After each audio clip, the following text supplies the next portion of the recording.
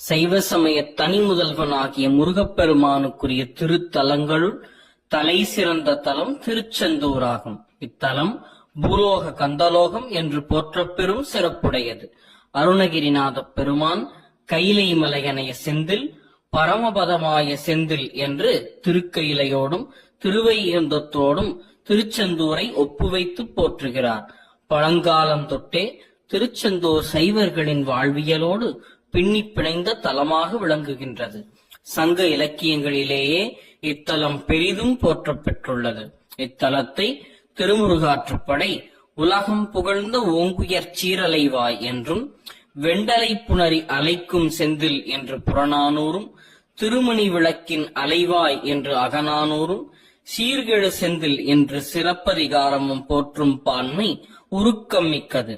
அப்பர் பெருமானும் இத்தலத்தை நம் செந்தில் என்று உரிமையுடன் அழைக்கிறார்.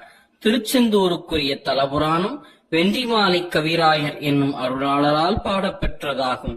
அந்நூலில் செந்திலம்பதியின் மூர்த்தி தல தீர்த்த பெருமைகள் விரிவாக இடம்பெறுகின்றன.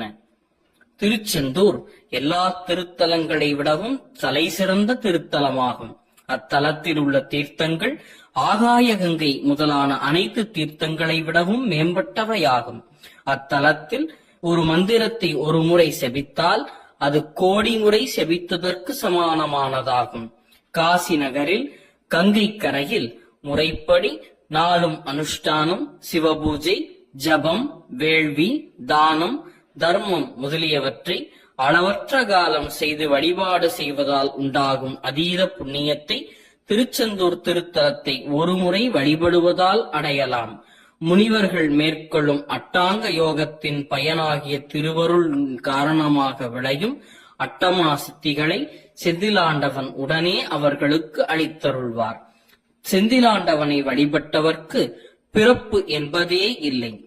கங்கை, யமுனை, சரஸ்வதி முதலிய நதிகள் கூடுமிடமாகிய திரிவேணி சங்கமத்தில் நீராடும் புண்ணியம் திருச்செந்தூர் என்று ஒருமுறை அன்புடன் கூறுவதால் கிடைக்கும். புண்ணியத்தில் 16 ஒரு பங்குக்கு கூட ஈடாகாது. 1000 வாஜபேய வேள்விகள், 100 அஸ்வமேத வேள்விகள் முதலானவற்றை செய்வதால் உண்டாகும் பலன் திருச்செந்தூரில் ஒரு நாளேனும் தங்க வேண்டும் என்று நினைப்பவருக்கே உண்டாகும். திருச்செந்தூர் திருத்தலத்தில் செய்யும் புண்ணியங்கள் வளர்பிறை போல வளரும். திருச்செந்தூர்பால் அன்புள்ளவர்கள் செய்யும் பாவங்கள் எல்லாம் தேய்பிறை போல தேய்ந்து அழியும். திருச்செந்தூரை அடைந்தவரது பாவங்கள் சூரியனை கண்ட வெண்பனி போல அகலும்.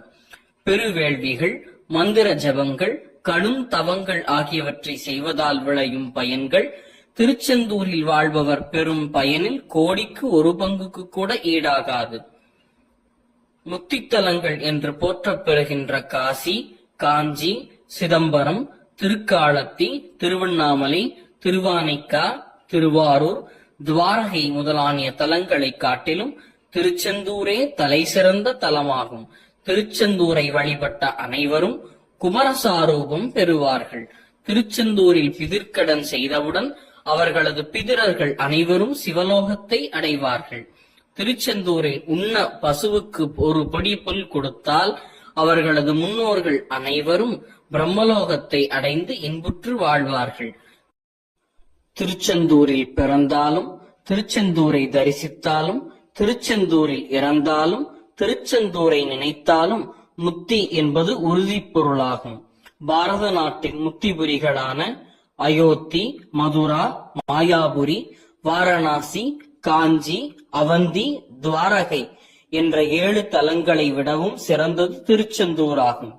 எல்லா தலங்களிலும் மேலானதும் திருச்செந்தூர் திருத்தலமே ஆகும். அத்தலத்தில் விளங்கும் தீர்த்தங்களே எல்லா தீர்த்தங்களிலும் மேலானவையாகும். அங்கு எழுந்தருளியுள்ள சுப்பிரமணிய பெருமானே எல்லா தெய்வங்களிலும் மேலான தெய்வமாவார். திருச்சிற்றம்பலம்.